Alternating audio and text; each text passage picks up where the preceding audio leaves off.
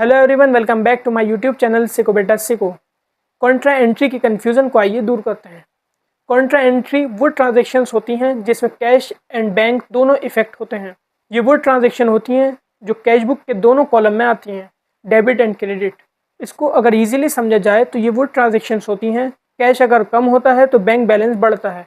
For example, आपने business के लिए कैश डिपॉजिट करा बैंक में, तो कैश आपके पास से कम हुआ और बैंक में बढ़ गया।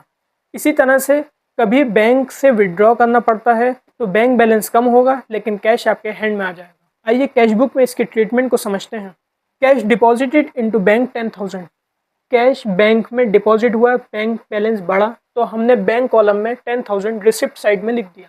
कैश कम हुआ हैंड में तो हमने पेमेंट साइड में कैश कॉलम में 10,000 लिख दिया। जब बैंक में पैसा गया तो कहाँ से गया? To cash. कैश हमारे पास से गया तो कहाँ गया? By bank. इसी तरह से cash withdrawn from bank for office use, इसकी एंट्री होगी bearer cheque deposited into bank which was received on earlier date.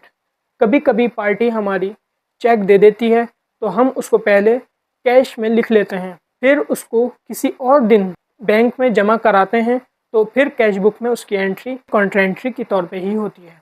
ये बात याद रखें, हम कैश बुक में कॉन्ट्रा एंट्री के लिए पहचान के तौर पे सी बना लेते हैं। आई होप अब आपको ये कॉन्सेप्ट क्लियर हो गया होगा। अगर फिर भी कोई क्वेरी हो तो कमेंट सेक्शन में पूछ सकते हैं, और समझ आ गए हो तो वीडियो को लाइक कीजिए और चैनल को सब्सक्राइब करना मत भूलिए, क्योंकि सीखो बेटा सीखो पर आपको बहुत कुछ सीखने को मिलने वाला है।